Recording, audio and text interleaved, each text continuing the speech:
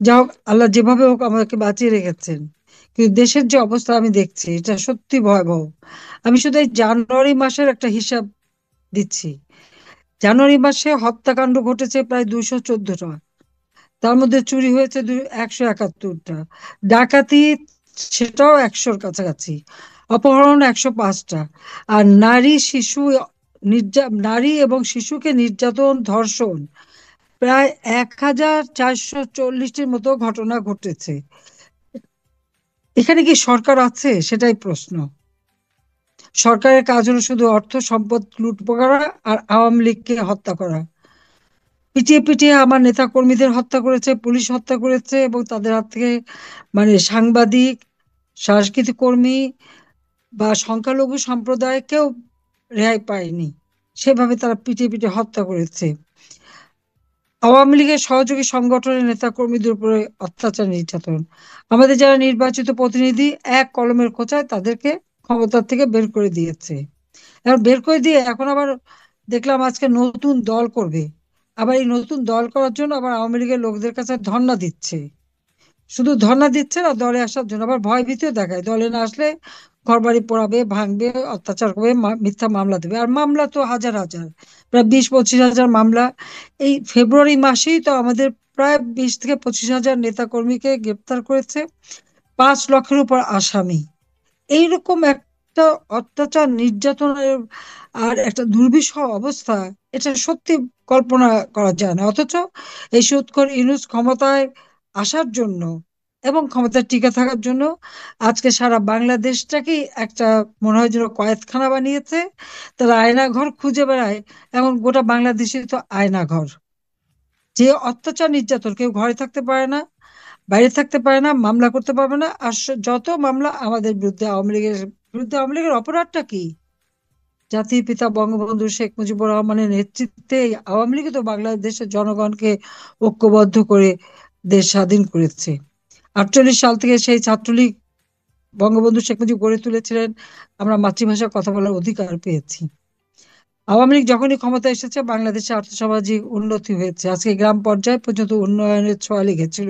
কিন্তু এখন একে একে সব ধ্বংস করে দিয়েছে। অর্থনীতি সম্পূর্ণ ধ্বংস, আইন শৃঙ্খলার চরম অবনতি, মানুষের নিরাপত্তা নাই। এই অবস্থার মধ্যে দিয়ে দেশ যাচ্ছে। তবে এইভাবে একটা দেশ চলতে পারে না। এর বিরুদ্ধে সকল জাতি, আমাদের দেশের যারা জনগণ, একসময় আমাদের বিরুদ্ধে যখন নানা ধরনের মিথ্যা অপবাদ ছড়ানো হয়েছিল এবং আমাকে স্বৈরাচার বলা হয়, খুনি বলা হয়, আজকে যদি খুনের হিসাব নেওয়া হয় আর স্বৈরাচারী আচরণ বলা হয়, ওই কেউ তো রাস্তা নামতে পারে না। আমার সময় তো দেখলাম ছাত্ররা 7ই জুলাই থেকে নিয়ে সমানে আন্দোলন করেছে, কই তাদের উপরে পানিও মারা হয়নি, গ্রেনেড, সাউন্ড গ্রেনেডও মারা হয়নি, পিটানো হয়নি। আজকে স্কুল শিক্ষক, মাদ্রাসার শিক্ষক, ছাত্র, শ্রমিক, কেউই তো বাদ যাচ্ছে না। যে নামে তাদের তাদের উপরে অত্যাচার, নির্যাতন, এবং তাদেরকে হত্যা করা, এবং যারা আহত, যখন আহত হয় বা নিহত হয়, আমি তো জুডিশিয়াল ইনকোয়ারি কমিটি করে দিয়েছিলাম, কিন্তু সেই কমিটি কাজ করতে দেয়নি।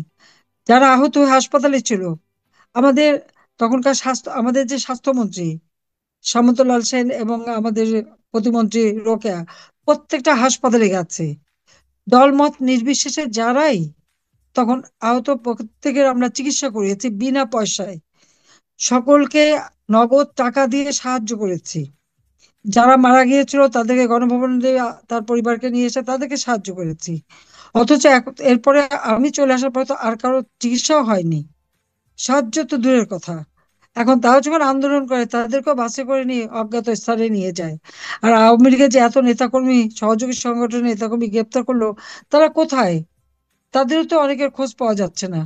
তাদেরকে কোন গুম খুন করে ফেলা হলো কিনা সেটাই সন্দেহ।